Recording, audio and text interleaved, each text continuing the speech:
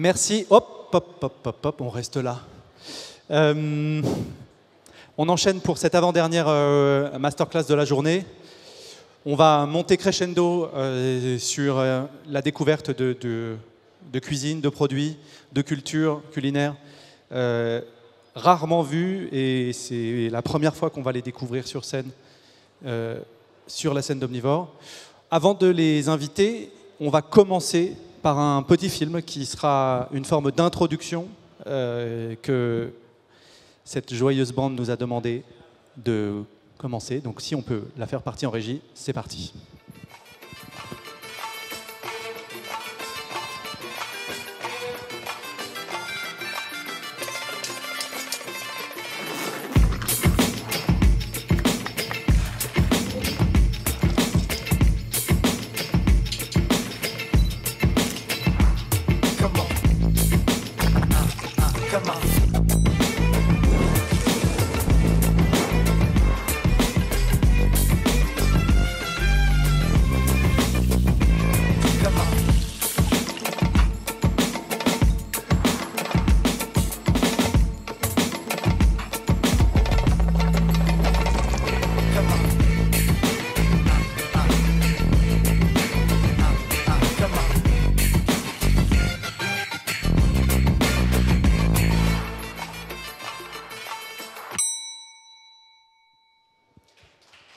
On accueille avec plaisir Assaf Granit et toute sa bande. Hello Assaf. Fine. Est-ce qu'on entend bien Assaf? Could you say a word? Yeah. Okay, that's fine. Hello everyone. On va parler en anglais. Mon hébreu est très très limité, donc je vais ne pas réussir à parler autrement. On a toute une équipe. Assaf, could you just introduce your team, please? Yeah. You think I have enough chefs for today? Oh yeah, probably. I think it's enough. So Dan is the head chef of Shabu. Hi Dan. Hello Dan. On peut les applaudir. Dan. And then we have Shirley, the sous chef. Hello Julie. Lenny. Salut Lenny. Yeah, hi. And Louis also with us. All right. And can I show you a small thing? Guys, can you put your hands like this? I put mine too. Yeah, you have one too. Yeah. Can you all see the red string on our hands? So this comes from Jerusalem, and it brings, we feel it brings a lot of good luck. So my team will gonna pass some strings to all of you. You can put them on your hands if you want some of our good luck. So go ahead. Wonderful. And can I say Shana Tova? Shana Tova, thank you. Yeah, Shana Tova. Can they start walking? I think they want to walk. Oh yeah, definitely. Go ahead, guys, go. Yeah. Just say a word. If you want to say, for the audience, sometimes I will ask you to bring back, Sure. the dishes in the front, just to be sure. Yeah. All right? So, Assaf, before to start cooking, we need to understand where you come from and why Paris, is so important for you now in your life, you can say that, and in your career. Est-ce qu'il peut se présenter de là d'où il vient et pourquoi Paris aujourd'hui représente une étape très importante dans sa vie professionnelle? Well, I think it's very important to understand for our philosophy, it all comes down to the city of Jerusalem. We are all born in Jerusalem, and it's the city that we grew up in. And then we are trying to get the complexity of the city, which is quite interesting to try and understand why it's such a complex city. It's a city of immigration. It's a city that people are coming from all over the world to live in. You have Muslims, Jews, Christians, so many religions living in such a small territory, and we just grew up there. And for us, it's like normality living in a city like that. And then we are trying to get that complexity to the plate, and then from doing that for 10 years in Israel, we're trying to bring that to Paris. So the general idea of everything we do, we have restaurants in Israel, London, Paris, soon to be Germany, is to do a link between Jerusalem and the place we operate in. You can see on the screen this map. It's called the Midba map. It's from Jordan. It's a mosaic floor map, and it shows how important was Jerusalem in the 6th century. You can see it on number 1 on the map. It's the center. For people looking at on this map, it's the center of this world. So looking so many years ago about how important the city is and understanding how important role it takes in history, we're trying to take the culinary heritage the city has and spread it around the world. Donc vous l'avez compris, hein, la cité, la ville de Jérusalem, sa complexité, sa richesse, qui est au cœur à la fois de cette histoire et de la proposition de tous les restaurants d'Assaf Granit qu'il a autour du monde. Could you just describe the restaurants in Jerusalem and the differences between yours outside, you know, in Paris, Chabour and Balagan, in London, just to understand, you know, the link and the differences too. So, for example, when we open a new restaurant in a new country or in a new neighborhood in Israel, what we're trying to do is take something personal that is us, super local, super personal, and then link it to the place we operate in. So if you take Chabour menu, for example, you have dishes that will be oriented from Jerusalem, from us, to Paris. It could be a very Parisian ingredient, like a Madeleine cookie or a very Parisian plate. And then you will use an ingredient coming from Israel, from Jerusalem. So this mixed link between, this bridge between the two cities is the narrative we are telling all the time. Let's take, for example, the first course we're doing. It's an egg dish, the chaminados. It's a dish you would probably eat on every Saturday in a Jerusalem home. During the Shabbat. Yeah, it's a Jewish dish. You cannot, by the Jewish kosher rules, you cannot cook on a Saturday. Of course.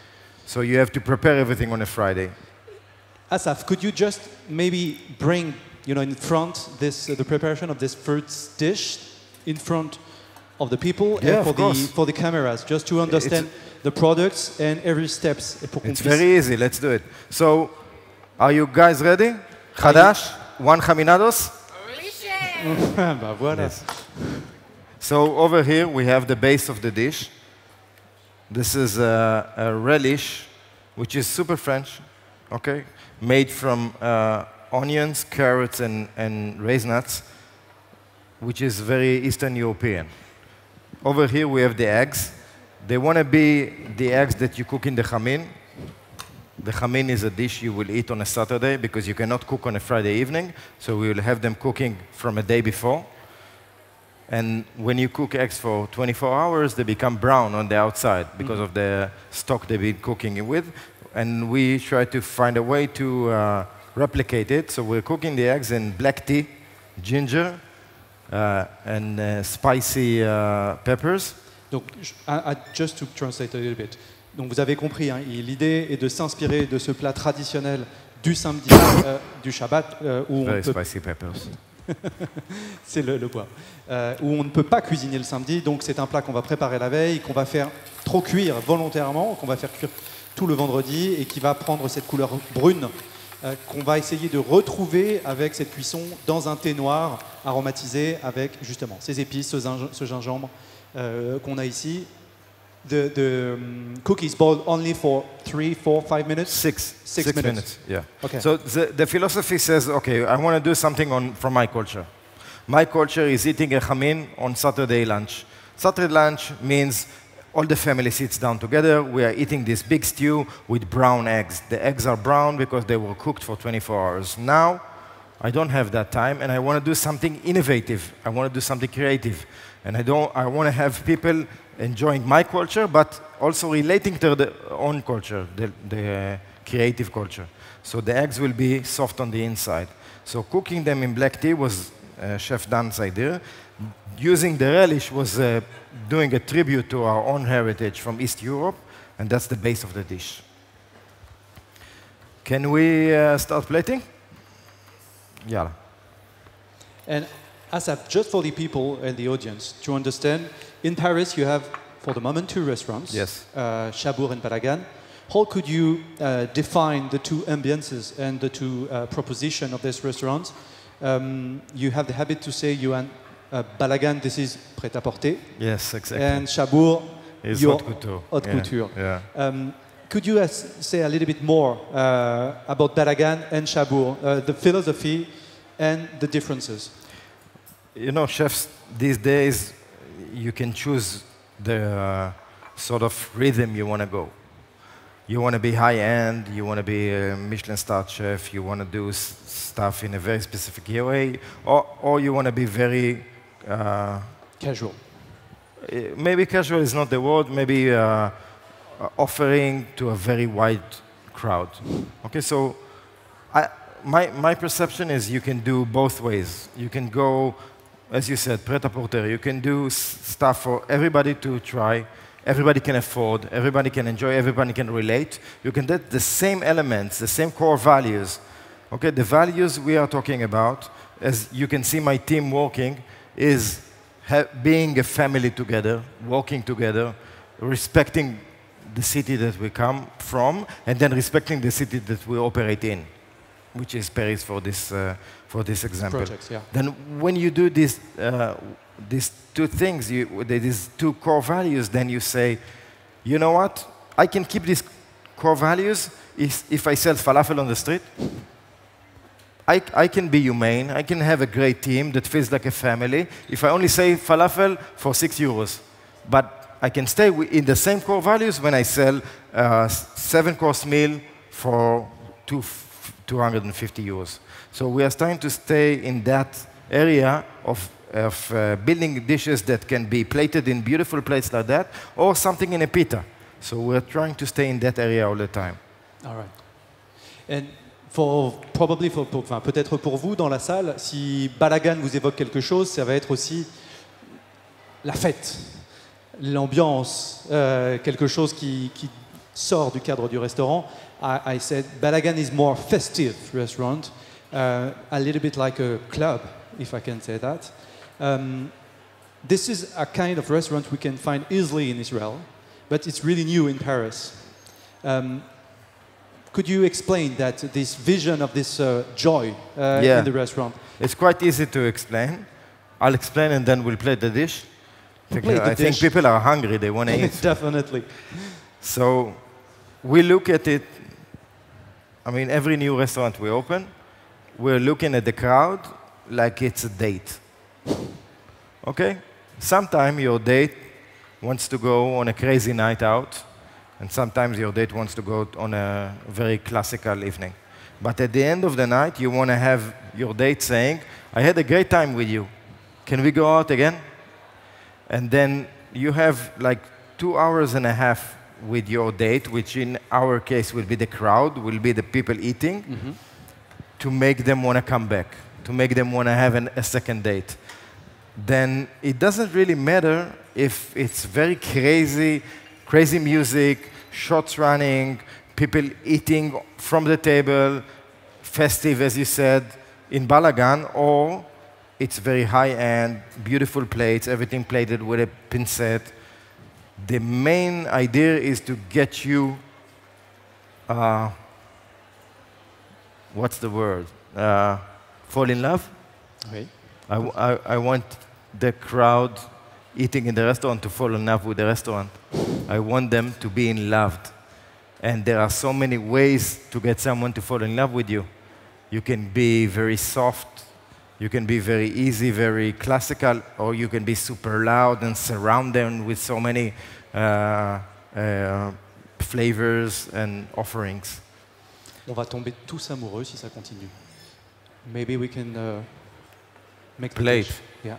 Chef, let's plate. Yalla. So we're going to do the egg dish, the jaminados. First is the relish.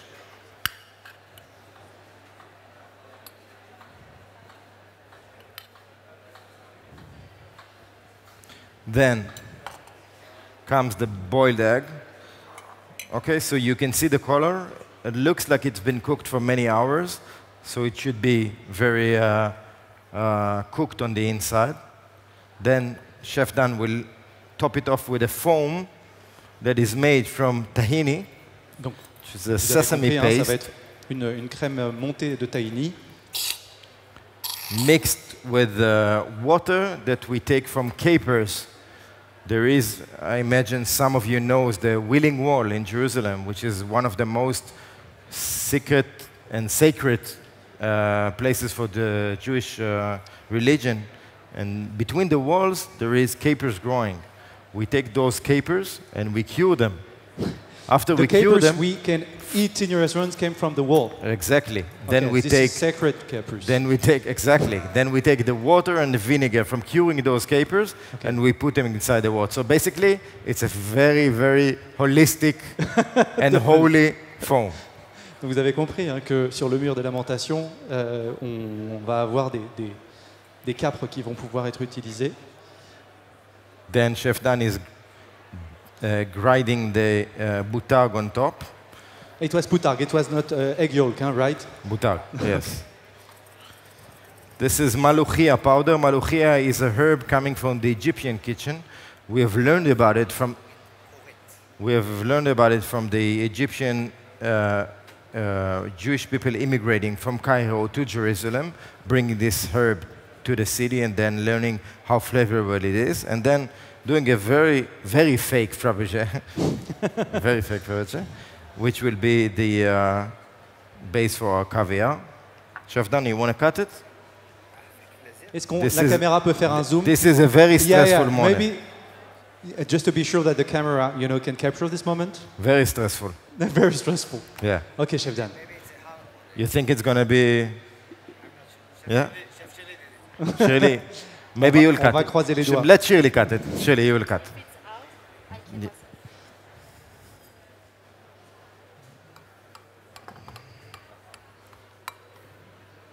Ça va. Success. Ça va. Très bien. So, as you can see, the egg on the interior is raw. You can see the egg yolk running, the tahini foam all around it, and the relish underneath. Then, normally in the restaurant, we will top it off with some caviar, just like this.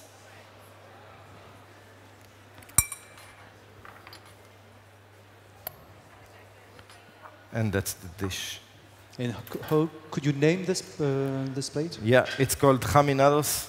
Chaminados is the name for an egg inside the chamin dish. It is the signature dish for Shabu. And do you want to eat? No, because I can't. But maybe. Why? Because you have to put for the audience, and I will back, to the backstage only. You will eat it backstage. I'll keep one for you. Please. No On peut applaudir, s'il vous plaît, cette assiette sacrée. L'Echaim Tov. So let's make everything clear. This dish has, I think, the best combination of our culture and the Parisian culture. So when you think about a Parisian chef with the Michelin stars having this perfect egg dish, either it's Guy Savoy or Alain Ducasse or whatever, they all have their perfect egg dish. We wanted to have a perfect egg dish, so we had to take it to our own culture. We have a very Parisian product like caviar, then you mix it with tahina foam and the relish that comes from our culture. For me to represent something like that in Paris to this crowd is very moving. This dish is definitely the Shabu version of your... Yeah, for sure. And only for Shabu. Yeah. Okay. The story of the second dish probably is almost very interesting. So I see this little casserole. Yeah. Okay, so we can switch. The second dish we're going to do is black maftul, it's called. So basically, we are talking about young kids' food. Italians have it, they call it fregola. I mean, Sicilians call it fregola. In the north, they call it orso. We have it in Israel, this kind of dough. It's called Ben Gurion rice. Donc vous avez compris qu'on va parler d'une sorte de céréale, mais qui n'en est pas vraiment une, fait à partir de blé, qui pourrait être une version israélienne de la fregola ou de orzo, qui est cette pâte en forme de riz. Pour ceux qui connaissent bien la culture grecque, notamment, on la retrouve in Greece. The orzo is really, really common for les gratins, par exemple. Tell me a word about this dish. Okay, because so let's look at why this. it's so important for the Israeli people and their, as you said, the Israeli kids. Let's look at these two casseroles. Over here we have the baked small pasta, and then over here it's colored black. So Chef Dan, my partner, in Shabu, and myself, we went to have lunch in a restaurant in Paris. It was in the Bristol Hotel. Okay. By Eric Fouchon. Donc, il parle de cette expérience d'un déjeuner au Bristol. You said it was inside the kitchen of Chef Eric Fouchon, right? À l'intérieur de sa cuisine. So we were invited to have a lunch in the interior of the kitchen, but one of the most famous, iconic French chefs. Of course, we were super excited. So we came with our suits, super excited, like this, shaking, sitting down, looking at the chef cooking in the kitchen, and we were having a great meal. And for main course, we had this very seasonal dish, not for this season, for the winter, the rabbit cooked in blood and red wine. Le lièvre à la royale. I was practicing how to say lièvre à la royale. Was it good? Yeah, definitely. Yeah, for 2 days, I was practicing. Lièvre à la royale. Ce qui est drôle, c'est que c'est évidemment un plat très très iconique de la culture française. It was the first time you ate this. I never ate that dish. I have never worked with that ingredient before, with the blood of a rabbit. This stew, very rich. Rich, thick, black stew. So we were eating, and we couldn't stop eating. It was so good. We asked for, can we have some more bread so we can have the sauce? It was so good. Then, no, not now. Not now. Then, why? Why do you have to interfere every time? Every time. It was the same joke every Always. Then we were eating that dish, and also being in that kitchen with such a big chef, being honored that way, was very moving to us. Then we came back to the kitchen, thinking about that dish, representing the winter, representing game season, representing very high technique. So we thought together, how can we incorporate that to our cuisine? So we took this ingredient. Vous avez compris donc l'importance de ce moment, de cette dégustation de lièvre à la royale au Bristol d'Éric Fréchon, qui est un grand spécialiste en plus de ce plat qui marque l'entrée dans l'hiver, extrêmement riche, qui en plus est un plat avec des produits que Assaf et son équipe n'avaient jamais cuisiné, le sang qui permet de lier vraiment cette sauce extrêmement puissante. Et l'idée était de savoir comment on fait pour se l'approprier et en faire quelque chose avec sa propre culture et avec des produits aussi simples. Simplest product like that, you know, this is exactly at the opposite of lièvre à la royale. So this version, the white version, will be stuff you would eat after you finish school as a child. Your mother will cook something for you with a schnitzel or something. So that's for us really low-key food, something you eat every day. Then we said, okay. The story of this product is important too, because it's made just after the creation of the country. Yeah, basically when Israel was just established in 1948, there was a very big economic depression. So there was no food for people immigrating from all the world to live in that country. The prime minister back then, he was called David Ben-Gurion, he went to the biggest food manufacturing factory and said, can you please make something that looks like rice for the people to eat? So there was no rice because rice was important and there was no way to import stuff to the country because there was no money and there was a war raging. So we had flour. So they made this fragula, or this orzo made from flour, looking like rice. He thought the whole country will eat these small balls looking like rice, and they will be feeling like one identity. Eventually what happened is that the Moroccan people coming to Israel ate this in a Moroccan way. The Polish people ate it in a different way. The Russian people ate. So this Ben-Gurion rice, as we call it, became very recognized for the beginning of the country as something very innovative. And the link of all the people. Yeah, exactly. As a way to link everybody together. But it wasn't something that you would ever see in a restaurant. It wasn't something that you will ever see presented as high-end cuisine. Okay. Then we said, you know what? we have this beautiful black stock made from rabbit blood and red wine, celebrated for the winter that we ate in Eric's kitchen. Now, can we link it to our culture? Let's link it. Let's take something very, very high, because lièvre à la royale is very high. It's like, for a chef, it's like, if you can do it well, you're a great chef. Exactly. So we said, let's take that thing and mix it with something very low from our culture in everyday food. Then we came up... Just to explain to the people, vous avez compris, donc, cette céréale qui est faite à partir de la farine est issue de la création d'État d'Israël, où il s'agissait de fabriquer finalement un produit facile à produire, à réaliser, dans un pays où il n'y avait pas grand-chose. Et donc Ben Gourion, qui a donné son nom à cette céréale, a demandé, à partir d'une farine de blé, de réaliser quelque chose qui ressemblerait au riz. Et donc ce plat qui aujourd'hui est devenu vraiment un ciment entre toutes les cultures, où les Ashkénazes, les Séfarades vont pouvoir s'approprier finalement ces différentes cultures autour de ce produit qui va être le ciment de cette communauté, de ce nouveau pays. So can we play the dish now? If you want to applaud, Yann, you can. On peut, parce que c'est évidemment, vous comprenez l'intensité de ce plat et l'histoire de ce pays qui s'exprime à travers cette volonté de l'emmener dans un Everest gastronomique qui rappelle aussi le lièvre à la royale. Okay, Let's so continue. are you guys ready? We do one Amy Winehouse, ready to go. You're Okay, not we ready. need an explanation. Why do I call it Amy Winehouse?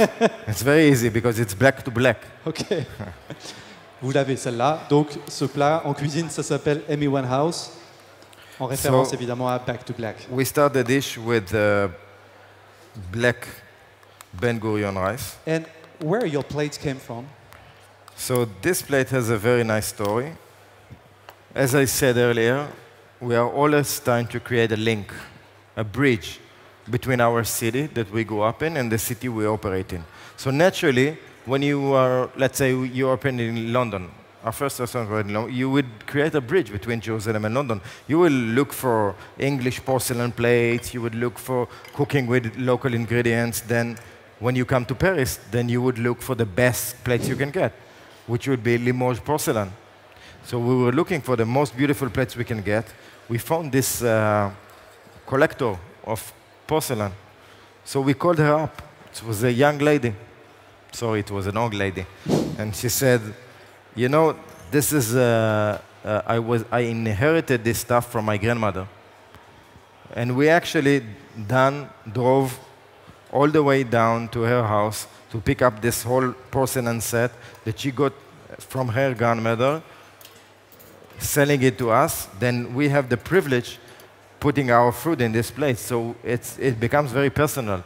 So it's not my grandmother. My grandmother was from Poland. She came from Warsaw to Israel because of Second World War. Then I'm cooking her food in some way in somebody else's grandmother plate. For me, it's a very big thing. Very emotional. Yeah, very emotional. Vous avez compris, hein, l'envie, l'ambition de travailler aussi avec les arts de la table les plus élégants, les plus beaux du pays où le restaurant se trouve. Et évidemment, c'est la porcelaine de Limoges et cette collection qu'il a pu récupérer d'une vieille dame, comme un écho aussi de cette cuisine de sa grand-mère dans la vaisselle d'une autre grand-mère aussi, pour résumer. We have this like kind of risotto Yes. with the stock. This is with ink. So the risotto, the black Ben Gurion rice, will be cooked in the blood of the rabbit, like the traditional dish. Okay. And then we will add squid ink to give it a deeper black. Donc encre de sèche Color. et aussi ce sang comme une sauce de lèvres à la royale qui permet de balancer probablement avec la chair with the flesh of the lobster. Then we have the tail of a lobster over here, which we steamed. Can you show me the steamer? So we are taking a very known spice that is called amba. which is That's why that's the yellow yeah, or the exactly. orange powder. That's a spice. It's very common both in the Indian cuisine and in the Iraqi and Kurdish cuisine. And what we do is we put we saute the lobster inside water stock. Okay. I saw it here. Yeah, with herbs Okay. and this spice. The spice is super strong. It has beautiful flavors and a beautiful color. So you just boil it. And this is only the steam. And you only steam it. So Okay. you put it in raw, and then you have this beautiful color and the flavor incorporating into the And lobster. this is a steam of water, basically? Yeah. Okay. And then you have the tail on top of this risotto. And the stock that will be poured on top is a super French bisque. La bisque de homard, bien sûr. Yeah, of the homard. And then we flavor it with the Yemeni spice called khawaj. So the Yemeni spice, the khawaj, is a spice you would use mainly for stews and soups. It has a very deep flavor, round flavor, and a bit of sourness. So we just... Vous avez compris qu'on va utiliser donc cette bisque extrêmement classique, mais aromatisée avec une épice yéménite. Could you say the name of this spice? Khawaj. Can you say the name? Khawaj. Yeah. No, you need to use From the go. from here. Try. Khawaj. Yeah, you're good. Yeah. You're getting there. Qui a cette puissance et aussi une forme. You said acidity, right? Yeah. Okay. Super acidic and very flavorful. Okay. Then the white foam over here will be a foam made from haddock. From haddock. Yeah. So we take the haddock, the dried fish. Of course, when you cooked an haddock, you have this foam. Yeah, and then top it off with a crumble made from bone marrow, osamol. Okay, osamol. Yeah. This is breadcrumb with osamol, right? It's a crumble made from osamol. Wow. What? No. You look like you don't like it. I'll take it away. I can take it. I'm only impressed. Before to stop this wonderful masterclass, I would like to ask you, something very important. The Israeli restaurant seems to be really important, for a lot of young people who wants to come to this gastronomic industry. How could you explain that? This is a young country. This is not so long gastronomy, And how could you explain this importance that the Israeli restaurants have now? You have 1 minute. 1 minute? Yeah. I can wait for 30 seconds. Tell me.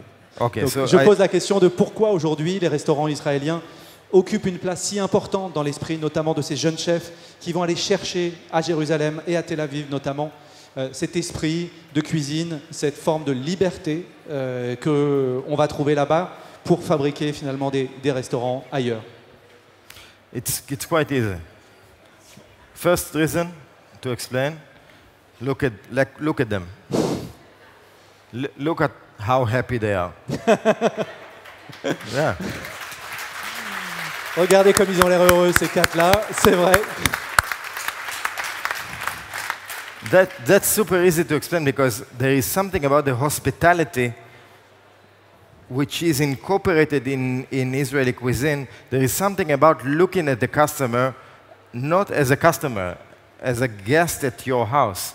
It's something that you get from your grandmother. When you go into your grandmother's house, from that minute, everything is allowed. There are no rules. It's not like your parents. You can eat sweets as much as you want. So that feeling of being pampered from all around is the feeling we bring into a restaurant. It's the feeling our team brings to each and one of us as a family and to our guests. So I think that's the first thing you feel when you go to an Israeli restaurant. That's what speaks the loudest. Then the second thing is, if you guys all look around, stop what you're doing right now and just look around you. Just act like you're listening to me. Look around you at the crowd. This earth is so complex. There are so many different cultures living next to each other. Jerusalem, my city, my grandmother, she came from Poland in the Second World War. She was 17. She was pregnant with my father. She had no family. She escaped the war. She was living in a very small neighborhood next to her neighbor. Next balcony, she had a neighbor at the same situation, 70 years old, pregnant. She was from Morocco. Her name was Marcel. So the lady, my grandmother from Poland, and her friend from Morocco, 70 years old, pregnant, living next to each other, hanging the laundry, never in their life they would meet. There is no situation they will meet without Facebook or Instagram. You're talking about 1950-something. Then suddenly you give birth. You have to create a new family. You have to hang your laundry. They become great friends. They become family. The end of that story is me eating couscous on Friday dinner. That makes no sense for a Polish grandson. And on the other balcony, they are eating chopped liver, which is super Polish. So this combination of cultures, if you look around you in this room, you will see so many different cultures all living together. What we are trying to do is bring that complexity that is living in Jerusalem into the plate, into the story of the restaurant, into the flavors in the mouth, into our guests. Assaf. Granit. Thank you very much, Assaf. And thank you very much with your team. Such a great story. Allez au Chabour à Paris pour comprendre et sentir cette histoire. Merci beaucoup.